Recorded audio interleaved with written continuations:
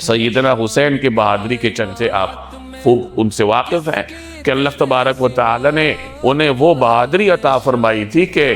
50-55 برس کی عمر میں جب وہ بڑھاپے کے عالم میں تھے اور سینکڑوں قاتلین کے درمیان کھڑے تھے اور کسی کی مجال نہیں تھی کہ وہ ان کا سامنا کر سکے، کوئی قریب آنے کے لیے تیار نہیں تھا جب تک ان کے ہاتھ میں تلوار برقرار تھی۔ یہ وہ بہادری ہے جو اللہ نے اہل بیت کے ان مقدس افراد کو نبی کریم صلی اللہ علیہ وسلم کا وصف بہادری عطا کیا تھا۔ آپ کا کوئی بھی وصف اٹھا لے، نبی کریم صلی اللہ علیہ وسلم کی کوئی صفت آپ دیکھ لیں، آپ کو آپ کی اس صفت میں سے وافر حصہ آپ کی اولاد میں نظر آئے گا۔ رسول اللہ صلی اللہ علیہ وسلم عبادت گزاری میں تمام امت کے لیے نمونہ تھے۔ آپ نے فرمایا واللہ انی لاخشاکم للہ واتقاکم لہ، اللہ کی قسم میں تم سب سے زیادہ اللہ سے ڈرنے والا،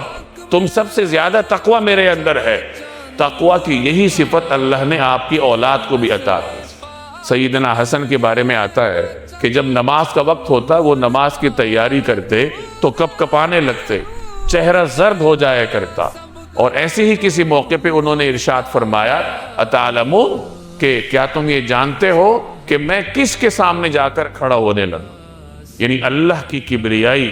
اللہ کی جلالت کا اس قدر استحضار کہ نماز کے عالم میں جانے سے پہلے ان کی جسم مبارک پر کب کبھی طاری ہو جائے۔ تو یہ وہی خشیت ہے، وہی تقوی ہے جو اللہ تبارک و تعالی نے ان کے نانا صلی اللہ علیہ وسلم کو عطا کیا تھا، اور اسی میں سے وافر حصہ اللہ تبارک و تعالی نے آپ کی اولاد کو بھی عطا کیا۔